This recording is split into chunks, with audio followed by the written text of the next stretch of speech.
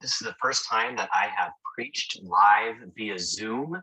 Our congregation tried to do live worship during those first 2 hectic weeks of the pandemic, and we failed miserably with technological difficulties. So we've been doing pre-recorded ever since, which has worked well for us.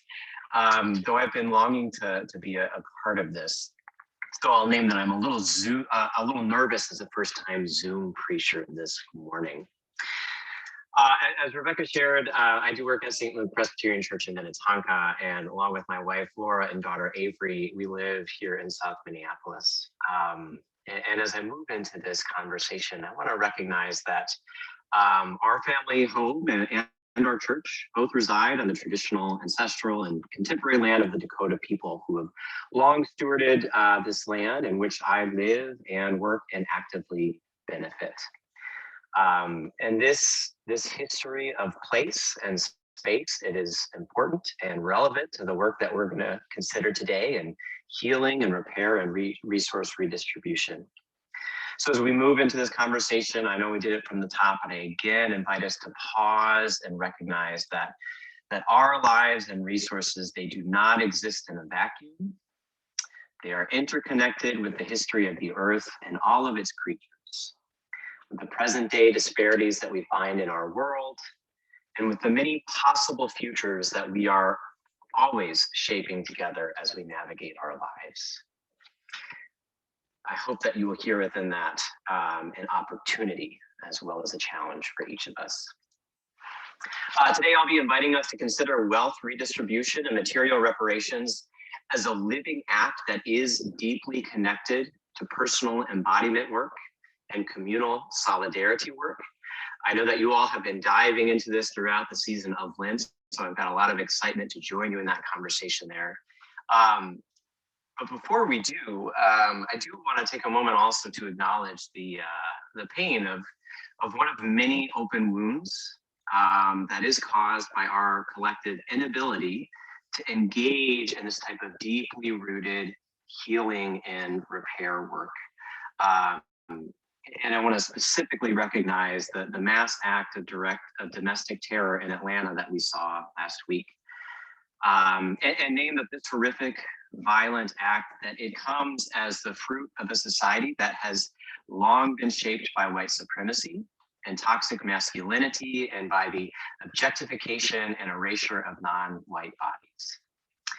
We together reap the seeds that we sow. We bear the fruit that we nourish. And these horrific acts of violence will continue to grow to harvest until we find ways to address the deep root causes. That, in many ways, is also the work that we are doing here today. And this pain, this grief, this horror, it is part of our story. It is part of our legacy. And it is not an inevitable part of our future. We can choose to actively reject the narrative that this act of domestic terror was some isolated incident caused by one bad apple, or as a Georgia police officer put it, one person just having a bad day. We can be a part of the change that we believe in, and we can dig into the deeper works of digging through our lives, our histories, and our stories to find those toxic roots, to uproot them and find healing and connectional roots in their place. And it is my belief that when we do that work, we will help to foster a place where white supremacy and grievance will not have a place to grow. So with that recognized, I'm going to pause here and just take a breath and recognize that I am still grieving and angry and frustrated, as I'm sure many of you are as well. So I'm just going to feel that tension in my body. And even as I do so, I'm going to remind myself that there are many places within my influence where I can act to repair harm and to work toward collective healing. So I do have some power and agency here in this moment. And even as I grieve and feel the sting of that pain, I want to invite myself to let that depth and breadth of feeling call me into this collective movement. So with that, I want to bring us to the story of Zacchaeus, which at its heart is a story of responding to systemic harm with the grace of reparative giving. As Zacchaeus finds himself caught up in the wealth and privilege of the Roman Empire as one of their chief tax collectors. Scholars assume that he made his wealth by lining his own pockets with extortionate taxes from his fellow Jewish neighbors, though we don't really know this for sure. What we do know is that this man of wealth and privilege suddenly has his eyes opened as he stands in the presence of Jesus and in the presence of an aggrieved community. Zacchaeus recognizes Jesus and recognizes the sincere claims of harm from his fellow neighbors. And in that recognition, something seems to click into place for him. And he's moved to do what he can to repair the harm that he may have caused actively and personally, or simply by being a part of the very system that is impoverishing those around him while making him wealthy. Zacchaeus commits to making amends, to redistribute wealth to those who are poor, and to make personal amends to anyone that he has wronged, personal reparations, to anyone that he has directly defrauded along the way. And curiously, it is only then, after Zacchaeus makes this commitment, that we hear Jesus say, "Today, salvation has come to this house." Now, I like to think that in calling Zacchaeus down from his perch in that tree, Jesus is actually calling this man, this wealthy tax collector, to come down from his place of separation and elevation above his peers and to see himself as a part of the whole, and to see in his neighbors lives that are valued and beloved just as his own. Zacchaeus is being called into the collective, and his return toward the whole will entail wrestling with inequitable wealth, with the inequitable wealth of resources that he has gathered along the way. Now, I find this person and story of Zacchaeus to be both helpful and hindering for this conversation that we're having this morning, as we consider the work of reparations and resource redistribution. Now, first and foremost, the story is really helpful as it offers us a really clear, simplified starting point for the privileged and powerful to join in the work of repair. If we look towards Zacchaeus and ask what might outward material reparations entail, we find that it entails the beneficiaries of systems of oppression redistributing their wealth, with at least some special attention paid to those harmed directly by one's legacy of systemic privilege. On an imperfect yet fundamental level, it's really that simple. Have I benefited from the harm of others? How am I redistributing wealth and the power that it brings both over me and over others as I move into the collective? But this simplicity also comes with a weakness, I think. While we can celebrate and learn from the clear, unmistakable commitment to material reparations as a necessary piece of restorative work, the actual window that we receive into Zacchaeus's life, it really simplifies the whole process. This is where I wish we received a lot more of Zacchaeus's backstory to understand what may have been going on in his mind, his heart, his body here in this transformational moment. And this missing backstory carries the crucial personal identity work and embodiment work and the interpersonal accountability work that is so often overlooked in white churches and predominantly white communities, where A lot of that very work that you all as Lindale have been navigating, a lot of that same work that Susan called us to in her embodiment practice, recognizing the self and the left and right, the community. We are missing these connections. We're also missing the complicated, messy work of actually letting go of wealth, power, and privilege. We don't get it in this story. We're missing the accountability and follow through of Zacchaeus paying out his promise. We're missing how Zacchaeus will also choose to navigate that great pool of wealth and power and privilege as he steps forward into the future. How is he changed in this moment? Is he keeping his job? What does that look like tomorrow?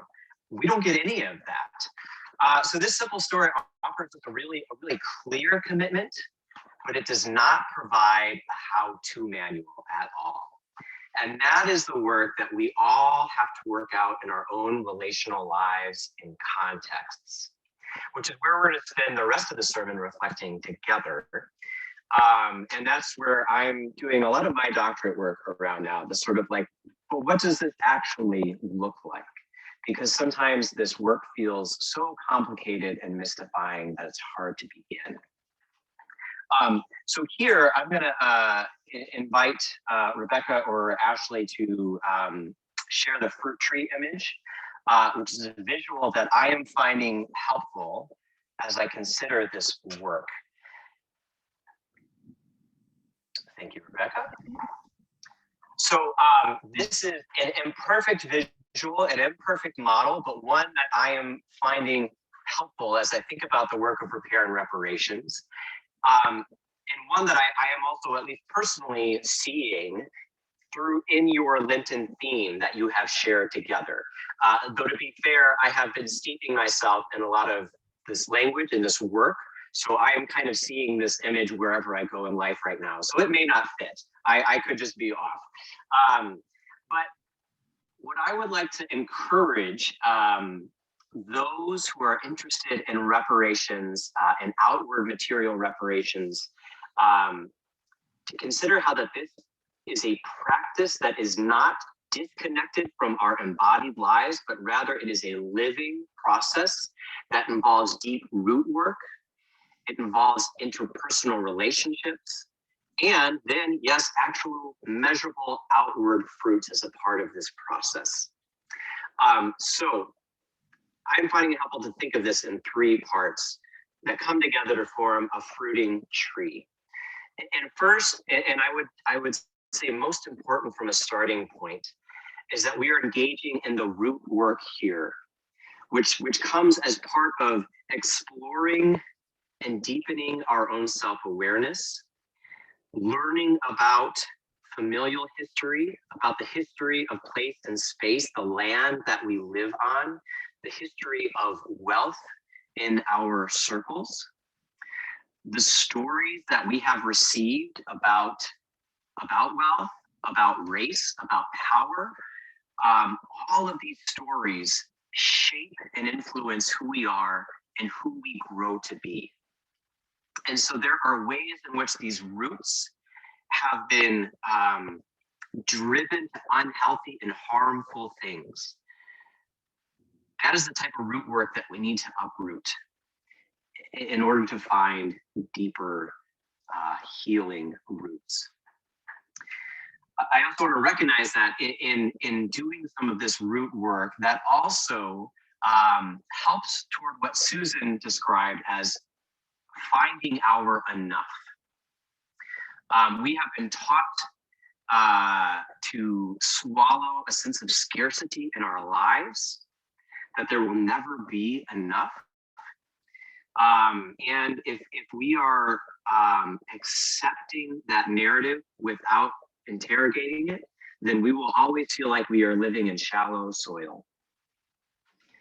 Similarly, if we who are white-bodied or carry other privileges never examine or interrogate how those privileges operate in our lives, we will similarly be operating in really shallow soil that keeps us disconnected from an incredible ecosystem that exists below the surface. So deep root work is an important part of this. The second part, that important thing that I would argue for is to recognize that we live in an interdependent society, and that in striving, especially when we're striving to work against a system of power and dominance and white supremacy, it takes accountability and solidarity. So it is important that we branch out and form relationships of solidarity and support and accountability, both within our own affinity groups and places of influence, so that we can be accountable to one another, so that as a fellow predominantly white church and pastor, we can partner with you all to say that, right, we're trying to do this. This is really hard. We're living through COVID right now. We're the future feels even more insecure and unknown, and there's a lot of scarcity impulses that we're feeling within our lives and stories, and yet we feel called to this other way of being. Rebecca and Ashley, friends of Lindale, can we dialogue together about how we are staying accountable to the justice and equity work that we know we are called to, and to the privileges that we have received as historically white denominations and predominantly white churches. It is hard to resist some of these temptations. So we need accountability with some of our affinity groups, and we need a solidarity and accountability with groups who are other cultural groups than ours, especially when those groups come across power differentials and dominance, historically dominance differentials. We need to center others' lives and stories and learnings along the way. So there is important solidarity and accountability work to be had here, both with our own cultural cohort and with the collective whole, and especially those who have been harmed. What I would like to argue is that when we honor the root and the branching work here, the fruiting work of actually redistributing resources becomes a lot easier, because we know who we are connected to, and where and why we might consider giving. When we try to pursue resource redistribution and outward reparations without honoring and acknowledging the root and branch work, we risk doing this in a way that is disembodied from our lives. We risk doing what some folks call performative allyship, which is another way of saying, well, let me just check this box, or you just tell me how big of a check I have to write so that I don't feel anxious anymore, and so that this whole conversation can be done. That is not the work here. We are talking about living collective work that calls us to deepening the self, to deepening solidarity, and then yes, to measurable outward fruits and giving. And with this model, there's another dynamic that I want to describe here. And I'll give a fair warning here. After I describe this, I'm gonna walk us through a couple of examples of what this might look like, and then I'm actually gonna ask Rebecca or Ashley to throw us into small groups to dream up some of our own examples of what this could look like in our lives or in our communities. Brennan? Yes. And I think what we're going to do is ask for that brainstorming small group work to happen during coffee hour. Excellent. So if you can sort of send us off with those questions for coffee hour, Sure. that'd be lovely. Oh, Thank yeah, you. look at the time. Jeez. Okay. I also want to recognize here, just a reminder that fruit trees, they bear their fruits every season. They don't just do it once. And I want each of us to hear that as a life-giving reminder that no single outward reparations fruit has to be perfect. In fact, perfection is often a stumbling block for white communities. So as you do explore those possibilities together, I would actually encourage you to think about not how do I do this work perfectly, but rather what is one imperfect reparation practice I can do today. actually found that to be liberating to think through, that I don't have to wait till I figure it all out. I can just start practicing this. And as I practice that, it will shape and change me. It will deepen my roots, strengthen those branches of accountability, and will point me towards perhaps a more perfect fruit in the future. And of course, no reparations gift or fruit will ever be enough or perfect to right the generations of harm that have existed throughout our history. So we can just let go of that idea. It's not helpful, and it often creates a barrier for us. Yes, this conversation also needs to take place on a macro level with our government, with our world, frankly. But that is often outside of our control and influence. So starting with the micro, starting with the self and with the community can be really helpful. So I'll offer two short examples of this, just very briefly using the model. One, we heard this morning from Faith Mennonite. They shared how their own, as they welcomed in someone for sanctuary, it changed how they saw themselves. They learned more of their history. So you hear that root work. They were brought into conversation with different partners, with different agencies in the area. You see that branching work. And in time, they came to commit $5,000 this year, 10,000 networks. That is an outward fruit. They are now offering for it into the world. It's not perfect, as they will be first to say, but it is sincere. And as they also said, it is changing them. It is deepening that root work from there. So that's an example of what it could look like in the life of a church. And the life of the individual, again, for those who are in adult ed, I think Bethany's story shared this really well. I'll say an example from our own family. We actually just recently moved from a South Minneapolis house to another South Minneapolis house in the last year. And at the time that we sold our old house, we committed ahead of time that we want to give at least 1% of the proceeds, whatever we sell this house, back to Dakota-led agencies and organizations. Just learning a little bit about the history of the land that we were on, and working a little more closely now in our professional lives with local Indigenous and urban Native American Indian populations. That felt like a commitment that we could and wanted to make here at this time of a financial interaction in our lives. It's not perfect, it's not enough, but it is a helpful fruit that we felt like we could do on a personal, family, financial unit level. So you see there how the roots and the relationships can help to shape the fruit, which then drives us back into deeper giving. So with that, I'll wrap there with the encouragement that in that coffee hour time that you just brainstorm like 3 or 5 or 10 different ways of what that might look like in your church or in your own lives.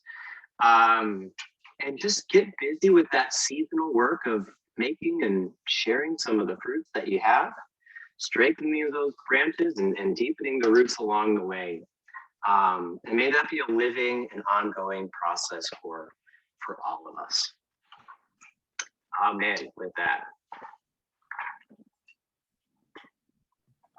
Amen, amen, and thank you.